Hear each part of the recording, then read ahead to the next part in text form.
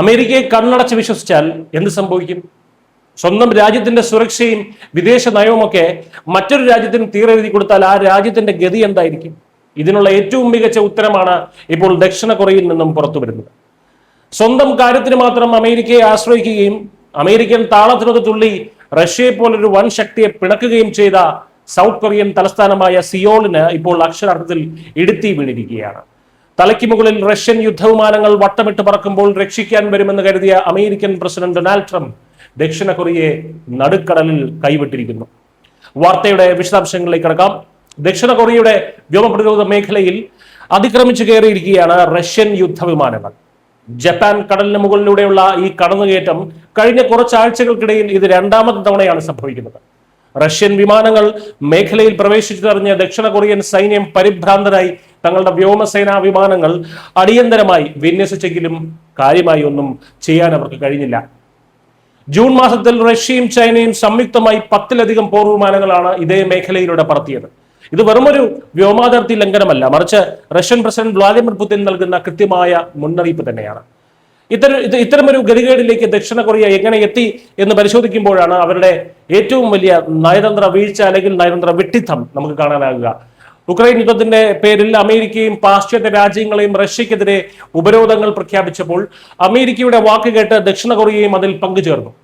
റഷ്യയെ പോലൊരു രാജ്യത്തെ അനാവശ്യമായി ശത്രുവാക്കി ഇതിനുള്ള മറുപടിയായി റഷ്യ ചെയ്തോ ദക്ഷിണ കൊറിയയുടെ ബദ്ധശത്രുവായ ഉത്തര കൊറിയയുമായി തങ്ങളുടെ സൈനിക നയതന്ത്ര ബന്ധം കൂടുതൽ ശക്തമാക്കി. ചുരുക്കത്തിൽ അമേരിക്കയെ പ്രീതിപ്പെടുത്താൻ പോയി സ്വന്തം രാജ്യത്തിന്റെ സുരക്ഷ ദക്ഷിണ കൊറിയ വലിയൊരു ചോദ്യചിഹ്നമാക്കി മാറ്റിയിരിക്കുകയാണ്. എന്നാൽ ഈ പ്രതിസന്ധി ഘട്ടത്തിൽ ദക്ഷിണ കൊറിയയുടെ ഏറ്റവും വലിയ രക്ഷകരായ അമേരിക്ക എന്ത് ചെയ്യുന്നു എന്നതാണ് ഈ വാർത്തയിലെ ഏറ്റവും വലിയ തമാശ.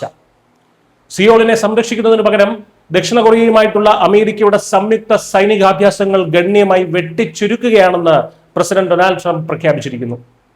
അമേരിക്കയ്ക്ക് ഇതിലൂടെ വലിയ സാമ്പത്തിക ബാധ്യത ഉണ്ടാകുന്നു എന്നാണ് ട്രംപ് നൽകുന്ന വിശദീകരണം. പോരാത്തതിന് ഉത്തര കൊറിയൻ ഏകാധിപതി കിം ജോങ് ഉന്നുമായി തനിക്ക് വളരെ നല്ല ബന്ധമുണ്ടെന്നും കിം തന്നെ വലിയ ബഹുമാനത്തോടെയാണ് കാണുന്നതെന്നും പറഞ്ഞ് ട്രംപ് ഉത്തര കൊറിയയ്ക്ക് പച്ചക്കൊടി കാണിക്കുകയും ചെയ്തു. ഇറാനെ ആണവമുക്തമാക്കാനുള്ള തങ്ങളുടെ നീക്കങ്ങളിൽ ദക്ഷിണ കൊറിയ അടുത്തിടെ പിന്തുണ നൽകിയില്ല എന്ന അതൃപ്തിയും ട്രംപ് പരസ്യമായി പ്രകടിപ്പിച്ചു.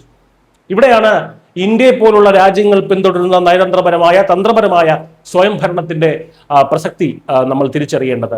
സ്വന്തം ദേശീയ താല്പര്യങ്ങൾക്കനുസരിച്ച് സ്വതന്ത്രമായ ഒരു വിദേശ നയം രൂപീകരിക്കാൻ കഴിയാത്ത രാജ്യങ്ങൾ അമേരിക്കയുടെ കയ്യിലെ വെറും കളിപ്പാവകൾ മാത്രമാണ്. ആവശ്യത്തിന് ഉപയോഗിച്ച ശേഷം കരിവേപ്പില പോലെ വലിച്ചെറിയാൻ വാഷിംഗ്ടണിന് ഒരു മടിയും ഉണ്ടാകില്ല. അമേരിക്കയെ കണ്ണടച്ച് വിശ്വസിച്ച് റഷ്യയെ പിണക്കുകയും ഒടുവിൽ റഷ്യയുടെയും ചൈനയുടെയും ഉത്തര കൊറിയയുടെയും ഒക്കെ ഭീഷണികൾക്ക് നടുവിൽ ഒറ്റപ്പെടുകയും ചെയ്ത ഒരു ദക്ഷിണ കൊറിയയുടെ അവസ്ഥ ലോകരാജ്യങ്ങൾക്ക് വലിയൊരു പാഠം തന്നെയാണ്. News desk.